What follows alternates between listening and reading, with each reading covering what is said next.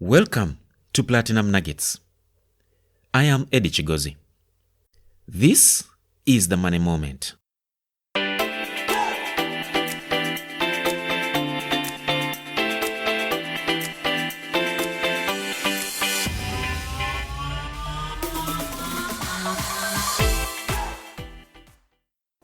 I have observed that many people are stuck waiting for the right moment to take that necessary step that they need towards achieving their goals. Their understanding of the right moment is a day or a time when there will be no more challenges in life, no more problems. I think that is not realistic. Similarly, it is unwise to imagine that you can achieve your financial goals without having to deal with risk. By risk here, I am talking about losing money. If you choose to avoid the risk of losing money, then you might as well give up on ever achieving your financial goals. In our Money Moment today, I am going to explain to you 2 ways in which you can achieve your financial goals by minimizing risk, not avoiding it. The smartest way to avoid risk in business or when investing is to spread out the risk. Let me explain.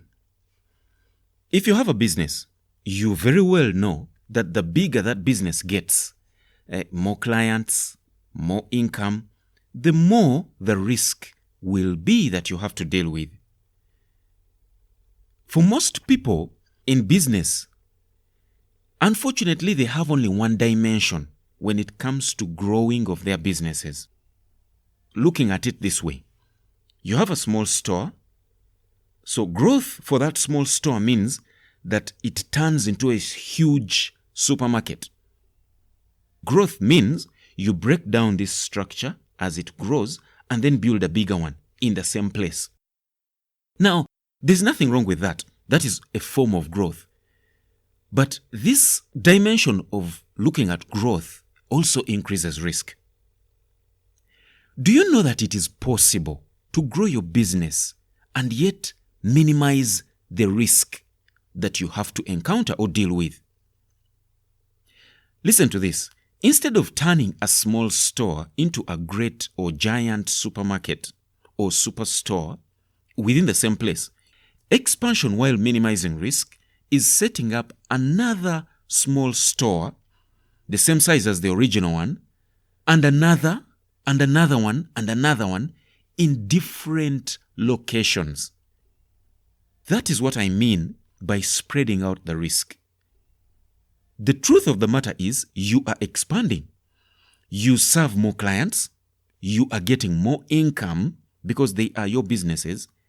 But then you have spread out the risk and therefore minimized it or reduced it. Yes, you are getting more supplies because you have to supply each of those different locations.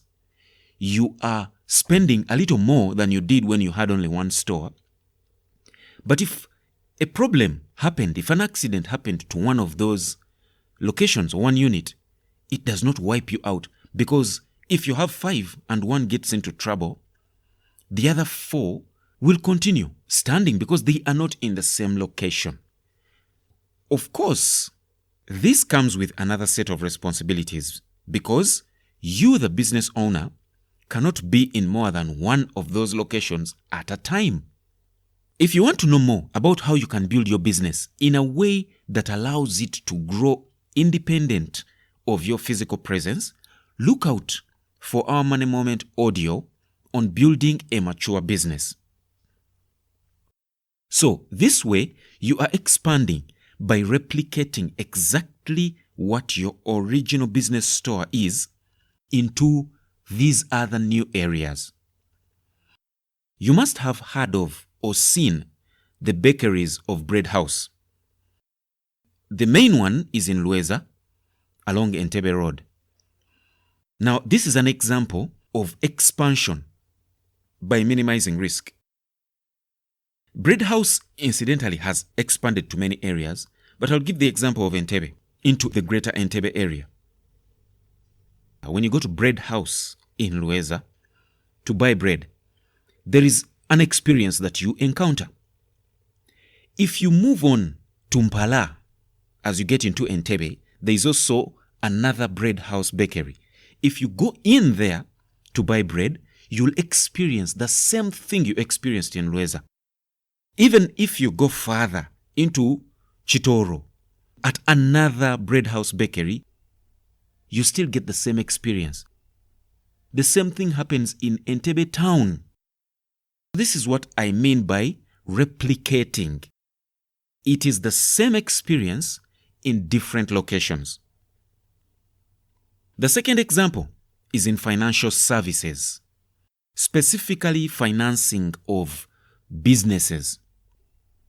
It is possible to minimize risk when lending money by putting a threshold, a maximum amount which you lend out to everybody that you lend or that you finance. And then you put your focus on financing or lending to more people or more businesses. This way, you realize that instead of lending out a huge amount of money to one or two individuals only, you are lending it the same amount, you are giving it to more, 4, 5, or 6 businesses or individuals.